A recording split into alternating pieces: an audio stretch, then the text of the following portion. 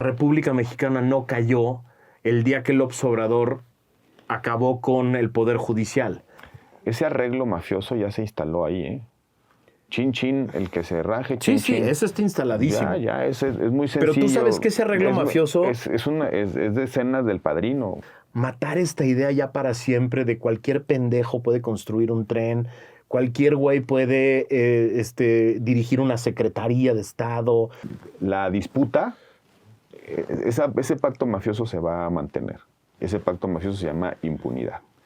¿Dónde se va a recrear la disputa? En las candidaturas.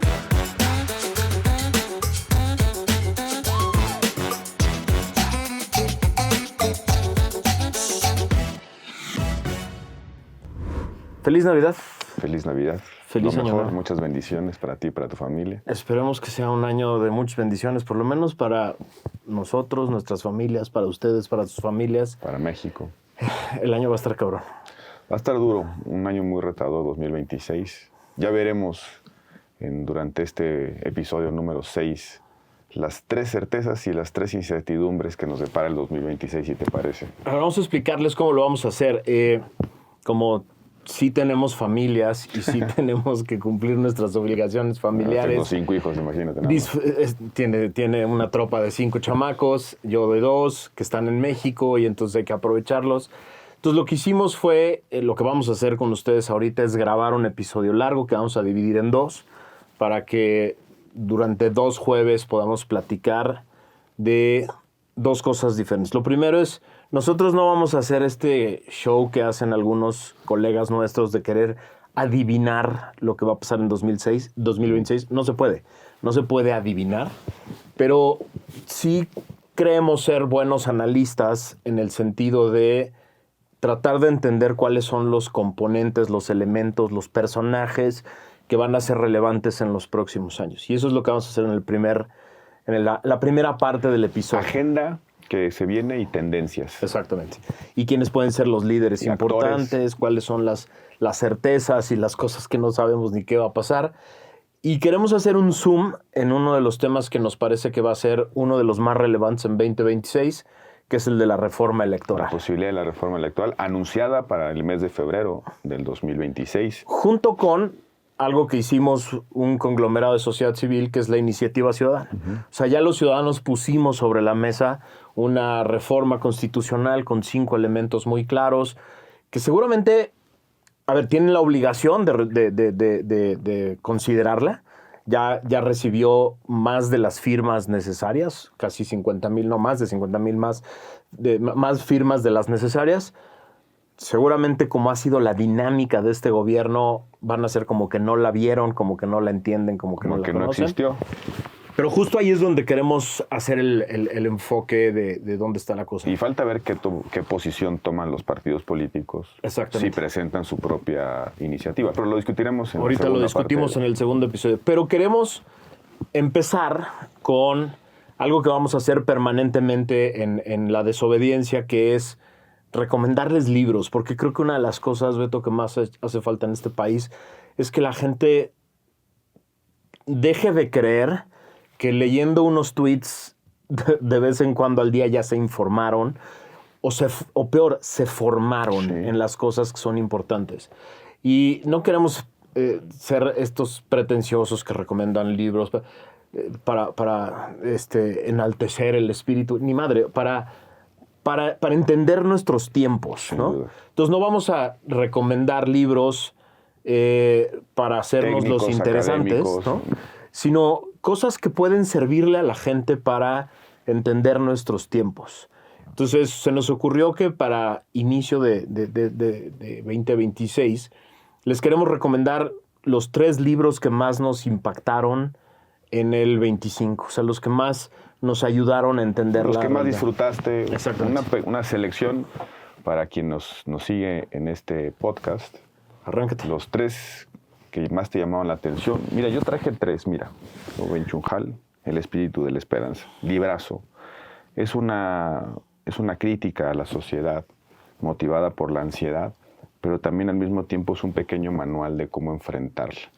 Y resalto una idea tener esperanza no es ponerle buena cara al abismo, sino entender el abismo y saber salir adelante, navegar por estas situaciones complejas que vive la modernidad o la posmodernidad.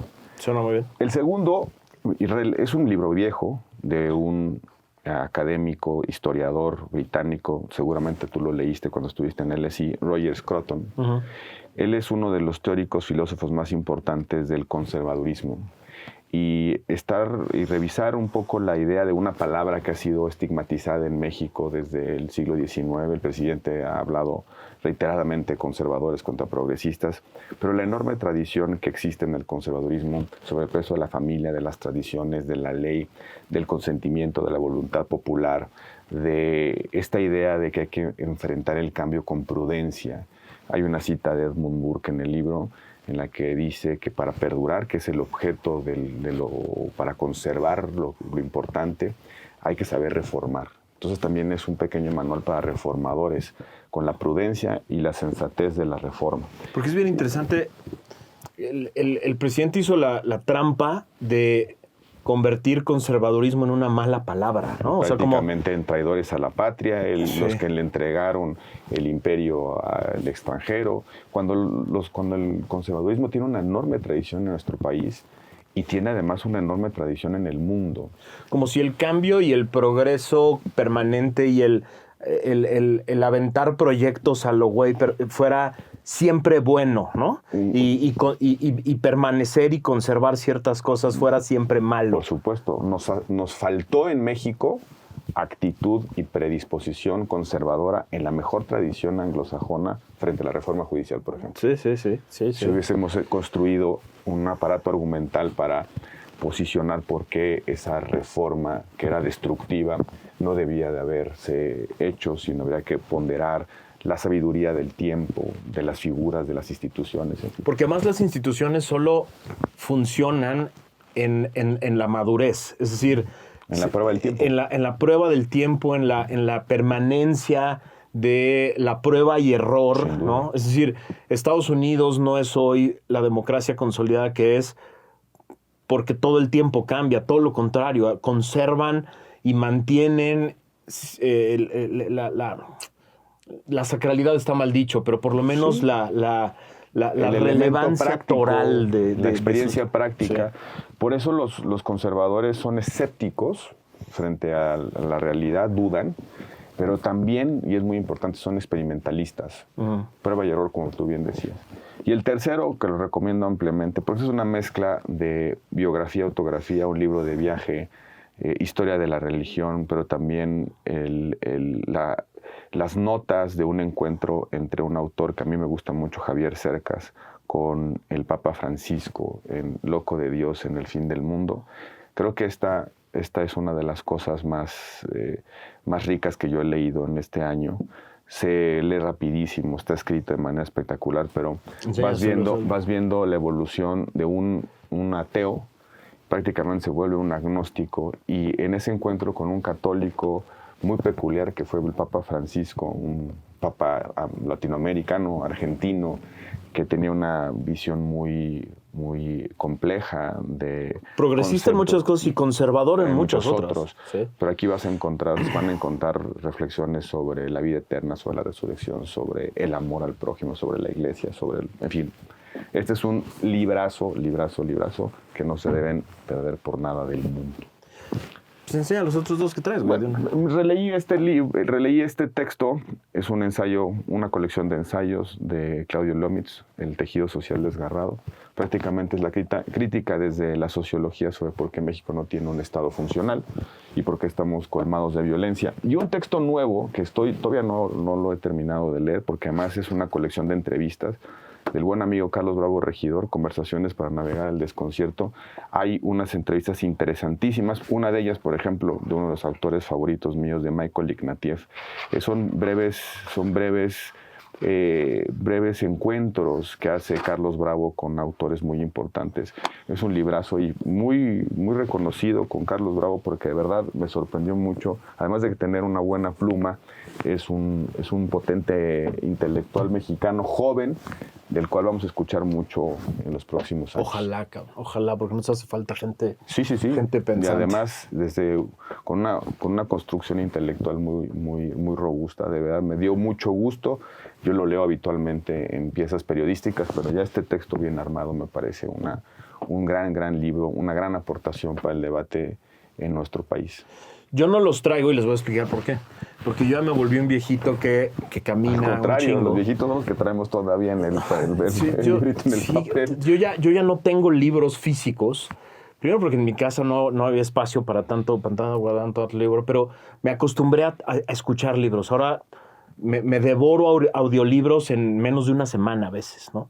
Y algunos los leo en el Kindle. Casi ya no tengo libros físicos.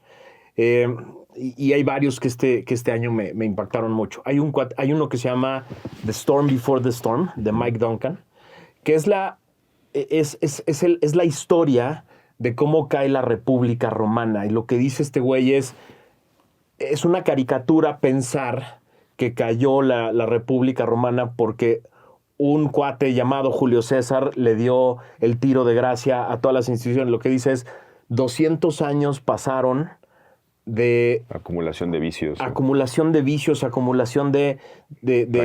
permisiones, al abuso del poder, a la ruptura de las instituciones que habían formado la República. Y de verdad no me estoy tratando de hacer el interesante con este pedo. Me pareció fascinante en este momento porque la República Mexicana no cayó el día que López Obrador acabó con el Poder Judicial. Y él y su empleada. Fue acabando. Lo dejamos morir. Y con cierta autocrítica también somos corresponsables de eso. Absolutamente. O sea, y es muy parecido lo que pasó. Es impresionante, cabrón, cómo se parece la evolución desde el sexenio de Peña y luego el trágico sexenio de López, de permitir que fueran cayendo instituciones importantes, ¿no? Y cómo no hicimos la chamba. Lean ese libro, de verdad vale la pena hacer el paralelismo. El otro que me impactó mucho este año es uno de un cuate que se llama Otto Scharmer, que se llama Presencing. Este cuate lo que dice es, sí está muy chingón este análisis que hace mucha gente de la punta del iceberg, ¿no?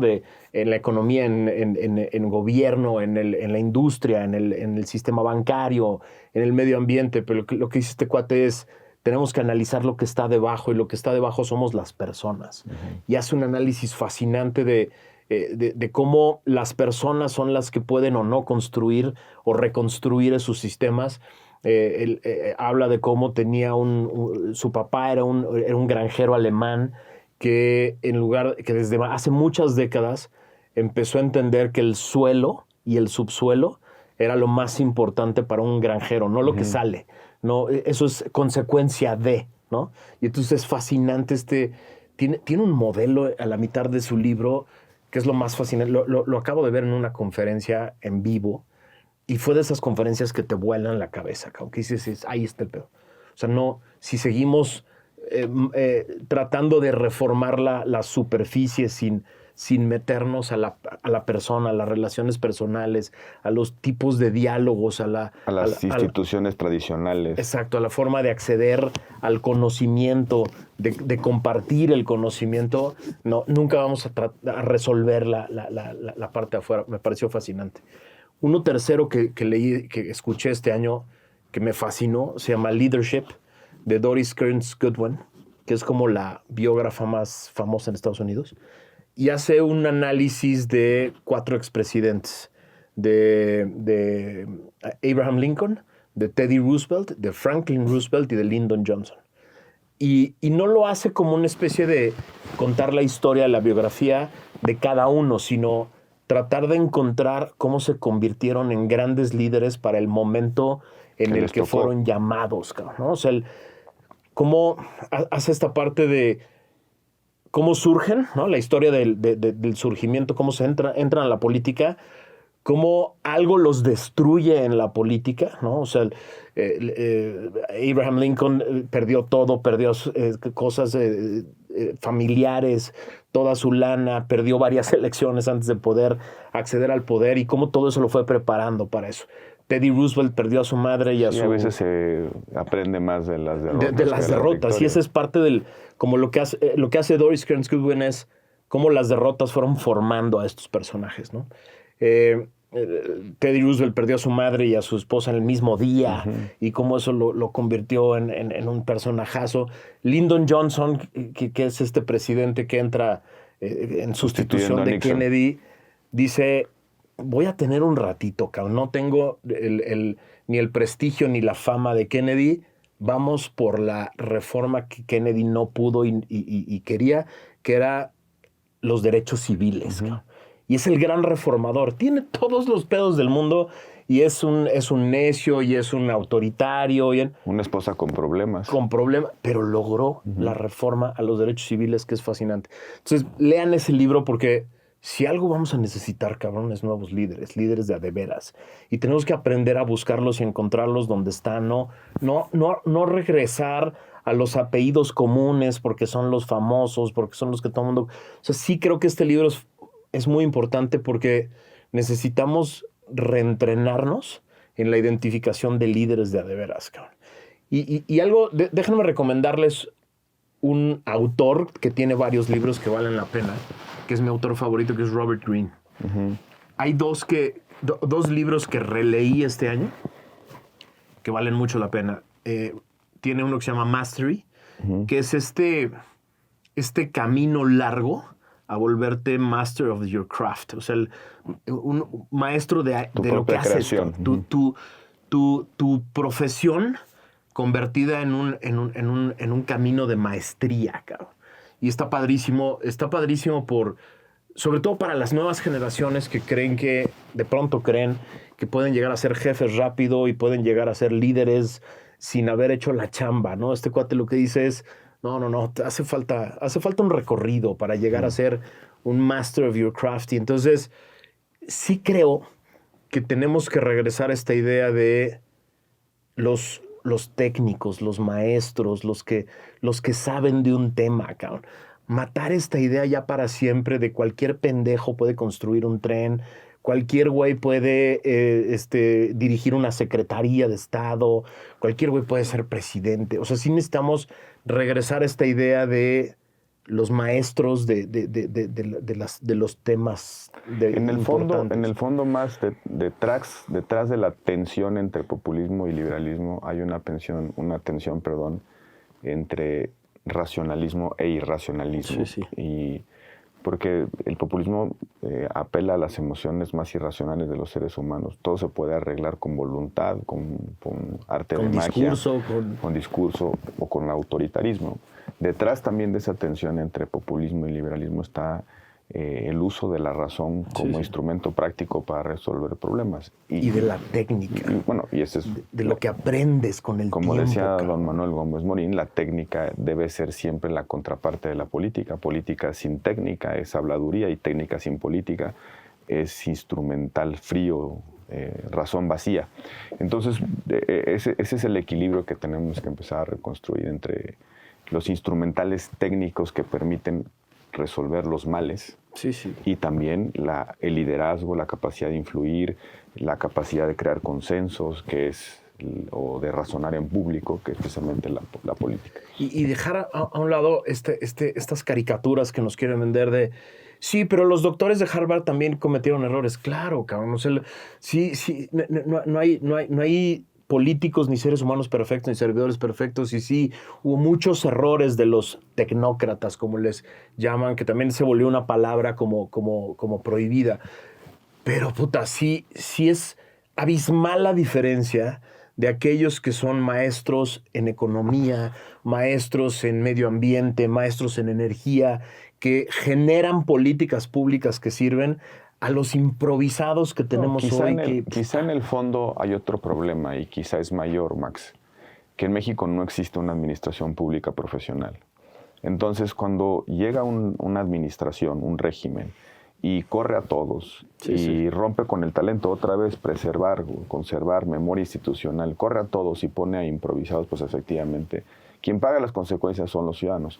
Pero también pasa por entender que el Estado no es solamente quién ocupa cargos públicos. Debe ser una serie de racionalidades instaladas de manera permanente con una perspectiva de aplicación en el mediano o largo plazo y no solo la prontitud de la decisión casuística. El político hábil, el coyotito que se mueve. O la decisión arbitraria, la decisión sin mayor elemento, sin mayor fundamentación, que desconoce la realidad, pero tampoco desconoce los enormes márgenes medios que puedes tener para cumplir con un fin. Sin duda. Y el último, rápido, volví a releer como por tercera vez, porque es como la Biblia de los politólogos, del mismo Robert Greene, que son las 48 leyes del poder. Es una cosa fascinante. Que es quizá el principal libro que se ha popularizado por parte de Robert Greene. El que quiera entender qué es la política, cómo funciona, no es un libro bonito, ¿eh? O sea, porque muchas de las personas que no entienden o nunca han estado en la política dicen, ¿cómo? Este güey está recomendando ser tal o cual cosa. No, lo único que está haciendo es describiendo cómo ha funcionado a lo largo de la historia de la política. Y lo hace de manera fascinante, porque hace la ley, pone una hipótesis de la ley tal, y las va numerando y luego te cuenta un par de anécdotas históricas donde se aplica esa ley y se entiende muy chingón la política con ese libro. Bueno, pues esas son nuestras 10 recomendaciones. Échenles un ojo. Es muy importante que en este país regresemos a la idea de leer libros, cabrón. Sí. De leer columnas y de leer tweets no se forma una ciudadanía. Pero también déjame decirlo de esta manera, Max, inquietud. Sí, sí. Inquietud intelectual, crítica, ser un poco también, pues eso, inquieto, dudar mucho, andar buscando... Curiosidad. Curiosidad era la palabra. Hay que regresar a la curiosidad. Una curiosidad creativa. Pero bueno, vamos a hablar ahora del 2026. 2026, vamos a tratar de identificar las 3 certezas y las 3 incertidumbres. Es decir, por certeza entendemos lo que... Sabemos qué va a suceder. Por las tendencias, por las agendas que se van a instalar, por las narrativas que hoy están en nuestro país.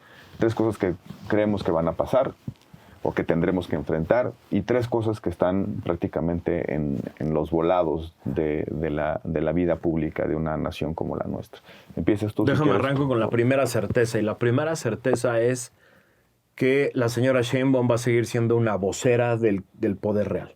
O sea, yo no veo ningún elemento por ningún lado. Hace un año... un rompimiento un deslinde. De ninguna manera. ¿No ves el inicio de la administración de Claudia Sheinbaum? No lo veo. Hace un año... El año 8. Hace un año, en varias reuniones que tú y yo tuvimos con amigos, con empresarios y demás, hace un año exactamente, en las fiestas de Navidad y en las comidas de Navidad, varios empresarios y líderes y dueños de medios me decían, ya viene. No, me decían que en enero del 2025 venía la... A mí, por eso, era con el primer cambio de gabinete incluso, ¿no? Era Navidad de 2024. Sí. Comidas navideñas de 2024. Me decían, ahí viene el cambio de gabinete, ahí viene el manotazo, va a cambiar los liderazgos en el Congreso, se va a quitar a Rosa Isela y a Ariadna.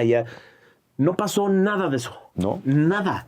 O sea, la agenda perfecta de su jefe, la que le impuso su jefe, la llevó completa, la sacó completa, mantuvo a todos los liderazgos que su jefe le impuso en el gabinete, los liderazgos en el Congreso. Desoyeron sus llamados a la prudencia. El año cerró con el baquetón en Houston con unas compras inexplicables para el estilo de vida que tenían antes de que Intentó varias veces, por poder. Favor no gasten, por favor no viajen. Les valió madre a todos. Pero lo más importante es, no se movió nada. O sea, no hay una sola persona que pueda ser de alto nivel, pues, porque hay por ahí 2 o 3 directores y hay subsecretarios que dicen, ellos son los de ella. No hay una sola persona de alto nivel en el gabinete que puedas decir, eso es su persona fuerte.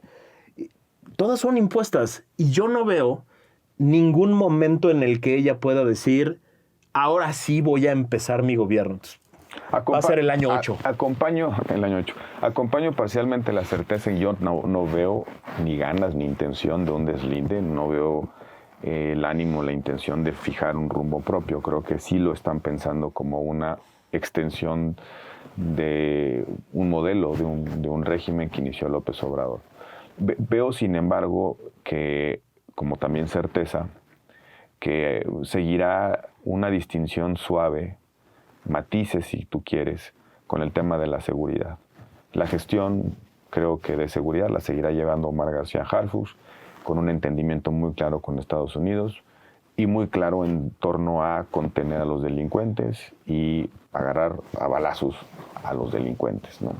El fin de la política de los balazos y no balazos creo que también es una certeza. Mientras Omar García Harfuch esté en la Secretaría de Seguridad Pública o coordinando el esfuerzo de seguridad en todo el país. Veo también una certeza. Van a empezar a utilizar facciosamente la Procuración de Justicia, la Procuración Penal. La llegada de la fiscal general, de Rosa Isela, de Ernestina Godoy, que conocemos bien en la Ciudad de México, implica un atrincheramiento para empezar a utilizar esos instrumentos. Yo veo esa certeza, se van a endurecer un poquito más, entre otras razones porque ya es un año preelectoral. Para todos nuestros amigos que nos siguen, recuerden que el proceso electoral no inicia en el año de la elección, inicia unos meses antes, en septiembre del año previo a la elección. Es decir, en el 2026 iniciará el proceso electoral del 2027, en septiembre del 2026 iniciará el proceso 2027. Entonces, ya veremos candidatos o precandidatos, ya veremos perfiladas las posibles coaliciones, pero también veremos ya cómo el régimen va a ir agarrando sus balitas, sus cañones, pues para enfrentar el 27, que también creo será una elección importante y más reñida de lo que se ve. Eso esperemos. Y dentro de esa certeza que apuntas, creo que García Harfuch tiene muy claro hacia dónde quiere llevar la política de seguridad y sí es un matiz de cambio importante. Creo que es el único matiz. Pero... Y probablemente otro matiz venga con la política energética. Pero el problema para mí sigue siendo el que todos los expedientes que se han apuntado señalan a una red que está compuesta por los que conocemos como los criminales, ¿no? Comunes, ¿no? Los narcos, el crimen organizado, junto con... La narcopolítica. Y esa sigue intacta. Y va a ser impune. Se ve muy claro que García Harfuch tiene una raya. O sea, le permiten ir por los criminales de la calle. Los objetivos que son, digamos, comunes para Estados Unidos y México. Y básicamente son los cárteles que han sido designados como terroristas. Yo creo que ahí habrá mucha presión, tanto del gobierno americano como del gobierno de la presidenta Sheinbaum. Hasta que ya no, cabrón. Pero no a sus socios. Solamente a los operadores, a los jefes de plaza, pero no a la cobertura política. Yo con eso coincido completamente. Hasta que de Estados Unidos cambien la señal, si es que viene, que esa podría ser una de las incertidumbres absolutas. ¿Cuándo, cómo y si eventualmente vendrá la señal de cambio en esta política de vamos por los criminales que están en la calle y no por los criminales que están en las oficinas de gobierno, ¿no? La primera certeza, si quieres la fraseamos así porque coincidimos, es en términos de gestión pública no habrá cambios drásticos. La presidenta seguirá administrando el régimen que le heredaron con matices muy específicos y coincidimos en el de seguridad, ¿no? Yo creo que sí. Segunda certeza que tengo yo es que la desconfianza en México va a permanecer y crecer. Es decir, no veo ningún elemento para generar mayor certeza, que genere mayor bonanza económica en México, porque no veo ninguna intención en retroceder en la reforma judicial, en la destrucción de los órganos autónomos. No veo ninguna intención de pelear de verdad por el tema de la corrupción al interior del gobierno y en temas de contrataciones públicas y de proyectos de infraestructura. No veo ninguna intención del régimen de generar certidumbre en proyectos económicos, en contratos con el gobierno, desde el tema de los contratos multimillonarios en medicinas que surgen, se caen, se mueven, acaban en contrataciones directas, pasando por los proyectos de obra pública que la mitad de la lana se está yendo en acabar las ocurrencias del señor anterior y otra mitad se está yendo en proyectitos que medio surgen y que, que parecen grandes proyectos como el tren interoceánico, que no es más que rehabilitar una vía que ya existía, el sueño del tren México-Querétaro, que, puta, imagínate, ¿quién le quiere meter lana a un proyecto que va a durar 3, 4, 5 años cuando has visto que este régimen es capaz de deshacer cualquier contrato, de romper cualquier convenio, de cambiar cualquier condición? Ves como certeza que las condiciones de incertidumbre jurídica van a prevalecer. Y hasta se van a hacer más grandes. Y además que no hay motores de desarrollo que vayan a iniciarse. Y cuando hablo de motores de desarrollo me refiero a una política industrial, me refiero a proyectos de infraestructura de largo plazo, incluso la expansión de ciertos sectores. Así lo entiendo. Así. Hay una confianza que me parece absurda es el año del mundial, cabrón, como si vinieran millones y millones de turistas. Es una derrama económica que se acaba. Son 13 partidos, cabrón. No, y después viene la resaca. Ahora, pero volviendo un poco a la certeza, yo introduzco aquí mi primera incertidumbre. Yo no estoy tan cierto que el 2026 vaya a ser el año en el que se pueda cerrar la renegociación del Tratado de Libre Comercio con Estados Unidos y con Canadá, particularmente por una razón política. Y esa razón política es que habrá elecciones en noviembre de 2026 en los Estados Unidos y Trump se juega el control de las cámaras, sobre todo de la Cámara de Representantes. En consecuencia, parece que los incentivos siguen puestos a que Trump siga tensando la relación comercial con México, que siga tensando la relación bilateral para ganar votos en Estados Unidos. Veo muy difícil, veo incluso, digamos, contra la lógica política pura, veo muy difícil a Trump firmando la renegociación del tratado y yendo a elecciones a los meses siguientes, ¿no? En especial porque hoy, diciembre del 2025, está en su peor momento en los temas que más le importaban, en especial el de la economía. Sí. Tiene un margen, tiene muy poco margen para actuar. Está en 38% de aprobación en materia económica. Y ya le está creciendo el argumento de la microeconomía. Sí, y lo están capitalizando algunos liderazgos del Partido Demócrata. Es la razón por la cual ganó el alcalde de Nueva York. Con y esta las idea dos gobernadoras, New Jersey y Virginia. Entonces ya viene un poco la resaca, la cruda de Trump sobre la microeconomía. Y eso va a ser un Y es impresionante importante. la incertidumbre que genera Trump. Yo... Cuando me preguntan, oye, ¿por qué no te gusta? Y de entrada no me gusta por muchos motivos que tienen que ver con mi convicción de democracia liberal, pero sobre todo porque tiene la capacidad de dejar colgados a todo mundo, a todos los que les promete algo. Entonces, hoy lo que sabemos es que está muy preocupado por sus niveles de desaprobación. Lo que nunca sabemos es qué va a hacer. Pero intuimos, como analistas políticos, que va a tener que hacer algo drástico en los próximos meses para retomar a su base, para relanzar a su base para las elecciones intermedias.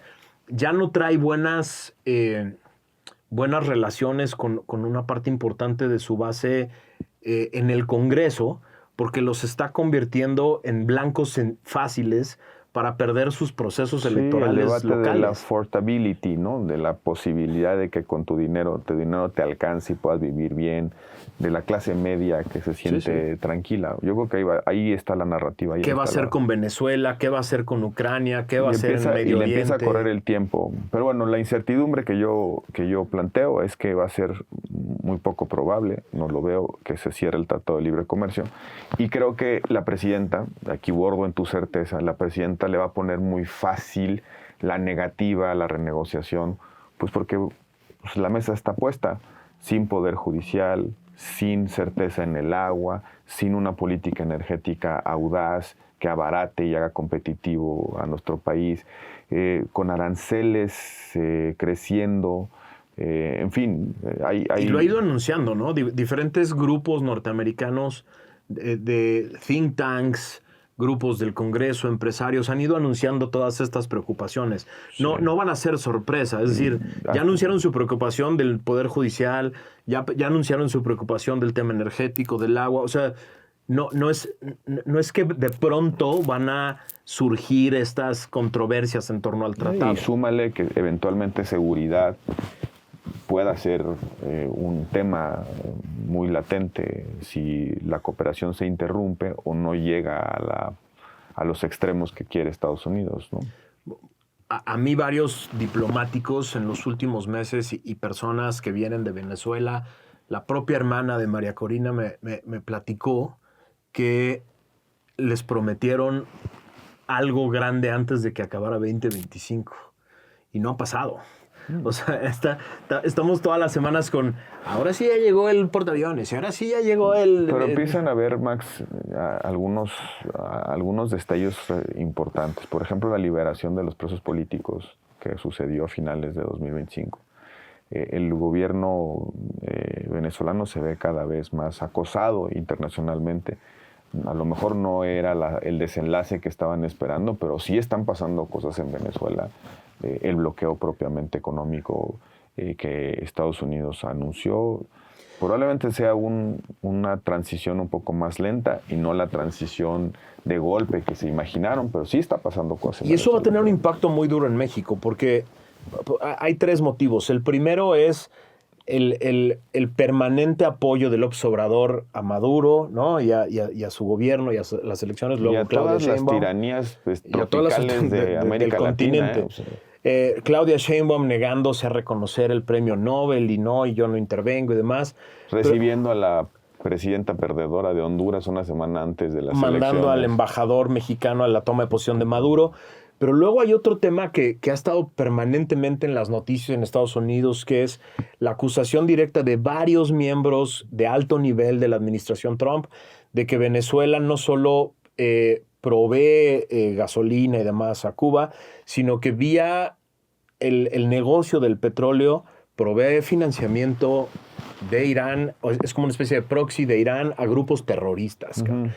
No solo los nuevos terroristas que eran los anteriores grupos de narcotráfico, sino los viejos terroristas. Y entonces hay toda una combinación ahí muy macabra que va a poner en un reto muy importante a la señora Sheinbaum de cara a la negociación del Tratado de Libre Comercio, si pasa algo o cuando pase algo en Venezuela, que es cómo reaccionar. Reaccionar para darle,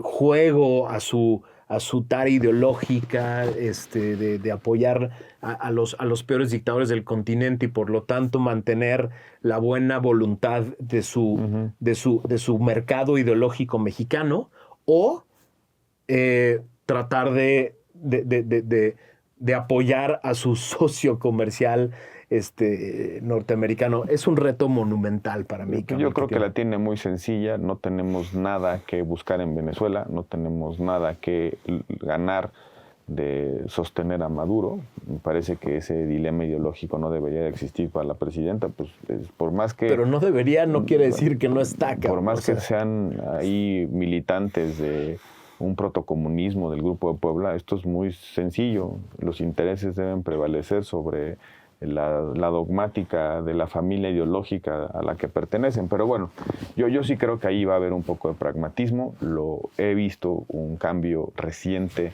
en el tono.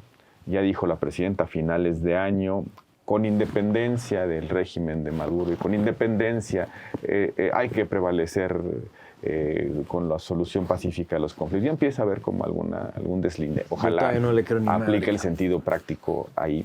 Una certeza que yo veo, este año inicia la competencia electoral y vamos a ver al régimen violando todas las leyes habidas y por haber. Todas. Van a anticipar la selección de candidatos, van a utilizar los instrumentos del Estado. Ya hablaba del endurecimiento en materia de procuración de justicia, pero también veo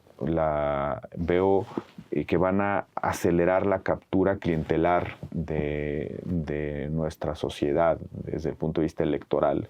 Van a usar de manera muy clara programas sociales, el financiamiento del Estado, porque no pueden, creo que no se lo imaginan, perder la elección del 27. Entonces yo creo que van a empezar desde el 26 y vamos a estar viendo pues violaciones flagrantes a la Constitución. Ahorita hablaremos de la reforma electoral, yo veo una incertidumbre, aquí coloco otra incertidumbre. ¿Se va a animar la presidenta a la revocación de mandato o no? Yo creo que ya están reculando, ¿eh? Dijeron que en febrero también lo iban a plantear, si vamos a adelantar la revocación de mandato y si va a coincidir con la elección del 27, yo planteo mi incertidumbre, no creo que se vayan a animar. A ver, yo también coincido con la certeza de que van a violar todas las leyes electorales que puedan. Ni siquiera creo que las conocen, les valen madres desde no me hace digas años. Que la ley es la ley. Ya vemos campañas anticipadas por todo el país. Hay una señorita en Chihuahua que lleva como 10 años de campaña anticipada, la dueña del Senado, en fin. Y hay varios precandidatos a gobernador que en Querétaro y en varios lugares que tienen años soñando con él y haciendo lo que pueden y gastando millones por el tema. Pero yo tengo una incertidumbre muy grande que es, durante 6 años era perfectamente claro para todos de dónde salía la instrucción de quién puede ser candidato y quién no, cuánto dinero puede mover, hasta dónde puede llegar, desde cuándo se puede mover. O sea, sí. Había una línea perfectamente clara. El destapacorcholatas. Y el destapacorcholatas era el eje de todo esto. Sí. Yo quiero suponer que sigue siendo. Pero hay ahora una señora que tiene una banda presidencial y hay diferentes bandos en Morena que ya se saben poderoso.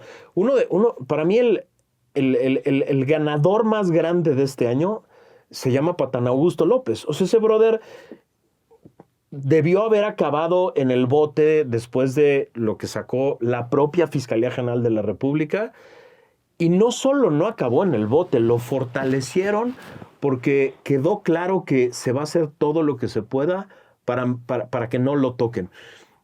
Pero entonces, para ti, ¿la ruptura dentro de Morena es certeza o incertidumbre? No, la incertidumbre para mí es quién va a poner candidatos ahora. O sea, es una de las cosas que mantenía a Morena en esta unidad ficticia, que no es de un partido, lo platicamos en el episodio de los partidos, sino es de movimiento en torno a un señor, era, pues un güey decide, o sea, yo voy a hacer todo lo que pueda, yo voy a gastar todo lo que pueda y al final el señor va a decidir. Hoy yo no creo que lo tengan tan claro y yo creo que hay hilos que van al Palacio Nacional, otros que van al Senado, otros que van a la Cámara de Diputados, hay liderazgos locales que están haciendo sus jueguitos locales, hay esposas que ya se creen precandidatas, y no veo orden, cabrón. Yo sí pronostico conflicto en Morena. Yo también. Yo lo pronostico. Me acerco más a la certeza y por tanto me alejo de la incertidumbre. Creo que las condiciones están puestas para que cada candidatura en los 17 estados en los que habrá elección de gobernador sea un desastre. Guerras. Y van a ser... Sí. Ahora, también creo que tienen todos los incentivos para acomodarse las distintas facciones.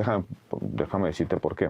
Sí veo a la presidenta privilegiando el control de la Cámara de Diputados, de las candidaturas de la Cámara de Diputados y en consecuencia cediendo candidaturas a las gobernaturas o a las presidencias municipales. Entonces yo sí veo ese arreglo, ese posible arreglo en el que, está bien, ¿quién es el candidato de Zacatecas? Pues el del grupo A. Muy bien, le dejo la candidatura del grupo A, pero las diputaciones federales son mías. ¿Y no ese puede ser un equilibrio que resuelva por lo menos soterradamente el conflicto que está instalado en Morena? A mí me platicaron que tienen más bien la intención de debilitar a Monreal en la Cámara de Diputados. O sea, hay grupos al interior de Morena que ya no quieren que mande, que tenga una bancada mayoritaria y que imponga su agenda. Pero probablemente el resultado de la elección del 27, es decir, cómo queda la Cámara de Diputados, pero sobre todo, quiénes fueron los candidatos ganadores, pues define el nuevo liderazgo en la Cámara. A mí me parece que creo que la presidenta va a tener la situación compleja de tener que ceder candidaturas, sobre todo a los que suceden en las gobernaturas. Poner el candidato, el delfín del hoy gobernador de Michoacán, el que él quiera, a cambio de que saque la elección de la Cámara de Diputados. No sé. Yo creo eso. No Porque, sé. Fíjate, es muy sencillo políticamente hablando. ¿qué es más importante? ¿Lidiar con un gobernador o el control de la Cámara que te acompaña en la segunda parte de tu administración? ¿Tú qué harías? No, a ver, es que una de las certezas que tengo si es tienes que que estos negociar. güeyes no son inteligentes y lógicos, son ambiciosos. Si tienes que negociar, Sí. si la presidenta llega a la decisión de las candidaturas sin tener que negociar con nadie, lo cual me parece verdaderamente imposible, entre otras razones porque tiene al hijo de López Obrador sentado en la dirección de Morena. Y repartiendo, para allá voy, repartiendo candidaturas no con la intención de hacerle la vida fácil a la señora, sino para generar sus propios grupos. Claro. Pero lo mismo Adán Augusto y lo mismo Monreal y lo mismo cada gobernador. Y probablemente cada liderazgo medianamente presentable o medianamente con condiciones, pues va a querer poner sus candidatos, ¿no? Yo creo que ahí hay como precisamente no es una institución, sino es un movimiento que se generó alrededor de López Obrador, pues entre los charales y los tiburones van a querer poner a sus candidatos, es lo que va a pasar, porque es un grupo de facciones. Y eso, pensando que el país se mantiene en esta línea de flotación de casi muerte, pero no muerte, ¿no? De 0% de crecimiento, escándalos de corrupción que tocan a criminales, sugieren políticos, pero no les pasa nada. Pero imagínate que el año no es tan planito como fue 25. Pero yo te digo ahí, me anticipo, por sé de dónde vas. Yo sí te lo firmo ahorita. No van a traer lana, pero sí van a soltar la chequera. Y eso se llama deuda, ¿eh? No van a traer lana porque la economía no tiene por qué crecer. No hay nada que me sugiera que pueda crecer, que puedan destrabarse estas anclas que están haciendo que nuestra economía esté prácticamente en 0% de crecimiento. No hay nada que me haga suponer que va a crecer. Pero tengo todas las razones para pensar que van a soltar lana. A ver, la lana no me queda duda, cabrón. El tema es, ¿qué va a pasar si de pronto de Estados Unidos viene la petición o la exigencia de ir sobre tal o cual, o sea, ir sobre la narcopolítica, no solo sobre criminales? Decir, ya lo han sugerido de varias maneras, cabrón. Y entonces... Pues basta con que apliquen una sanción. Con una. Pues sí. Con una se rompe esta colusión, digamos, obligada que tienen entre ellos. Y entonces lo que se puede poner muy divertido es que de pronto empiecen a explotar las traiciones para tratar de librar cada quien... Pero no demerites la capacidad diplomática de poder contener esas cosas, esas posibilidades. Yo ya no entiendo cómo la mantienen, cabrón. Neta, te lo juro. Las agendas bilaterales son muy complejas, son muy dinámicas. Entonces, no necesariamente un régimen como el de la presidenta Claudia Sheinbaum, no creas que no va a patalear si le anticipan que van a hacer una sanción que le pueda costar políticamente la elección del 27. Esa por eso es mi incertidumbre más grande. Mi incertidumbre más grande es... Sería una forma de meterse a la elección. ¿Cómo se va a comportar este monstruo, este muégano reunido en torno a una persona que ya no está en el palacio, pero está en un rancho, pero manda, pero no manda porque la otra tiene la banda...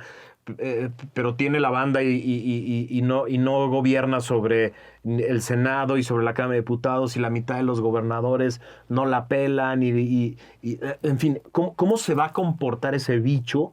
Es mi incertidumbre más grande para el año que entra. Insisto, para mí lo increíble es cómo le han hecho para mantener la colusión, y lo único que me explico es por el incentivo de saber que el primero que la rompa le rompe la madre a todo mundo. Yo creo que eso ya, ese arreglo mafioso ya se instaló ahí, ¿eh?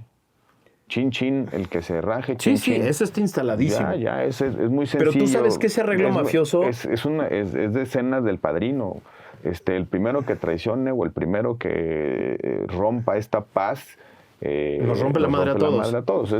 Es muy evidente. Yo creo que en eso ya están ahí. Yo también. Es un acuerdo mafioso, y ese acuerdo mafioso pasa porque en la Fiscalía General de la República, antes Fiscalía, hoy Procuraduría, no haya nadie que levante un papel en contra de los intereses de cualquiera de los miembros de la familia eso mafiosa. Lo tengo que... O sea, tenemos la certeza sin duda de que la intención es mantener el pacto de impunidad. Sin duda. Lo que no creo que haya certeza es si lo van a lograr. Yo creo que la disputa, ese pacto mafioso se va a mantener. Ese pacto mafioso se llama impunidad. ¿Dónde se va a recrear la disputa? En las candidaturas. Y creo que se van a enfatizar algunos grupos, se van a enfocar algunos grupos en las ejecutivas y la presidenta en las legislativas. Creo que así va a estar más o menos el juego entre ellos. Déjame poner otra incertidumbre grande para el 2026, que es cómo se van a comportar los liderazgos no políticos. O sea, los empresarios, los banqueros, las organizaciones de la sociedad civil, los medios de comunicación. O sea, yo sí creo que ya este modelo de pasividad, de no levantarle la voz al régimen porque qué miedo, está cada vez más delgadito, cabrón, porque ya los beneficios económicos, sociales y demás están cada vez más concentrados en unos cuantos. Cabrón. Le abono a esa incertidumbre. ¿Qué van a hacer ahora esos actores institucionales y sociales frente a la posible reforma electoral? ¿Se van a comportar igual de pasivos que en la reforma judicial? ¿O la van a dejar pasar? Frente a la renegociación del Tratado de Libre Comercio. O sea, son dos ejemplos de cosas que sí les importan mucho. Deberían importarles mucho. Que sí les impactan en su vida diaria, ¿no? Tanto a los banqueros como a los empresarios, como a los medios de comunicación, los conglomerados energéticos y demás. Son discusiones que quizá les valió madre el tema del Poder Judicial, les valió madre la reforma a los órganos autónomos. Estas sí son fibras directas que llegan a sus operaciones. No es que no les importara, quizá no tuvieron los arrestos para defender una posición, pensando en un gobierno muy poderoso que llegaba con una sobrerepresentación fraudulenta del 74%, poco más, con una transición que fue pues evidentemente muy ordenada, pues es prácticamente el traspaso del poder de Andrés Manuel. Yo creo que esa calma chicha, pacto de no agresión, está cada vez más delgadito. Ojalá, y no es que sea una agresión política, creo que simplemente es que se exprese la diversidad y la pluralidad del país. Y claro que esos actores institucionales son muy relevantes, sociales e institucionales son muy relevantes, y su voz pesa. Y lo que se ha generado en nuestro país es un círculo vicioso en el que los partidos no hablan porque los agentes sociales y políticos tampoco, y entonces nadie defiende absolutamente nada. Entonces por eso las oposiciones o las alternativas o otra forma de ver las cosas simplemente no se expresa. Última incertidumbre, la más importante para mí. ¿Llegamos al quinto partido o no? Yo creo que no, cabrón. Yo tampoco, no tengo ninguna razón. No quiero ser pesimista. Yo también, güey. Me encantaría decir que sí, quiero hablar con esperanza de entender el abismo, pero no veo yo. ¿Sabes qué es lo peor, güey? Que solo porque es nuestra casa. Pero ni siquiera, güey. Y luego sacamos la casta en último momento. Jugamos, o sea, son 13 partidos en México, güey. Pero bueno. O sea, si fuera de verdad el Mundial de México y todo el Mundial se jugara aquí, tendría algo más de esperanza, güey. Pero pues después de la primera ronda, pues se van a tener que ir a madrear afuera, como siempre. Y sí creo, la neta, que tenemos, o sea, en el mundo hoy, la competición en términos de alto nivel de diferentes selecciones nos tiene años luz, cabrón. O sea, a ver, Marruecos es una selección potentísima. Portugal, Francia, Alemania, Francia, España. Yo a los coreanos sí los veo con mucha madera, muy rápidos. Yo sí creo que vamos a pasar a la siguiente ronda. No veo el quinto partido. Bueno, el quinto partido ahora es más sencillo, ¿no? Sí, porque son más equipos y, en fin, pero va a estar rudo. ¿Lo pones como certeza o como incertidumbre? No, lo veo como incertidumbre. O sea, todo el tema del Mundial lo veo como incertidumbre, cabrón, porque hay como esta fantasía de que va a ser un gran año económico y de movimiento y viva México y México en los ojos del mundo, pero la realidad es que el Mundial es en Estados Unidos. Son 35 partidos allá. Esta extensión gigantesca que genera esta organización del Mundial. Los mundiales anteriores a estos eran mundiales que generaban una dinámica de un mes en un solo lugar, la gente moviéndose. Es el primer mundial disperso. Los ricos del mundo compraban un mes de ir a un lugar y moverse de un lugar a otro y dejaban lana. Sin duda, además, 3 países con la extensión geográfica que implican estos 3 países. Y con la incertidumbre. Cabrón. Ahora yo coloco una incertidumbre. A ver si llegamos con un país y una ciudad presentable. Creo que Monterrey ahí va. Guadalajara creo que no tendrá ningún problema en la Ciudad de México. Pero la Ciudad de México es una tragedia. En los todos que nos los escuchan sentidos, o ven desde otras ciudades en la República no saben qué mal está la Ciudad de México. Peor que nunca, cabrón. Pero bueno, vamos a recibir a una parte del mundo. Con mucho gusto. Y aquí vamos a con estar. Muchas vergüenzas. Pero entonces tú colocas el desempeño de la selección en zona de incertidumbre. A ver, todos los mexicanos siempre soñamos con que, se den 3 combinaciones, un gol de milagro, de pronto nos surjan los grandes jugadores, las revelaciones. Hoy sí está. O sea, fue un año pinche para la selección. Cabrón. Muy malo. No me pierdo nunca un partido. Yo soy fan del fútbol, del americano, de los deportes organizados, y no me pierdo un partido de la selección, y este año fue... Pero no se ve bien entonces. Sí. Pues... Pasamos al siguiente segmento. O sea, vamos a hacer el corte, pero quédense aquí con nosotros para esta segunda parte, porque... Vamos a hablar sobre una certeza o incertidumbre, no lo sabemos aún, pero algo que va a ser muy, muy, muy complejo para México, que es la reforma electoral. Que creo que, a ver, empecemos por aquí. La certeza más importante es que sin eso, sin una estructura electoral como la habíamos construido durante 30 años, este país no es viable.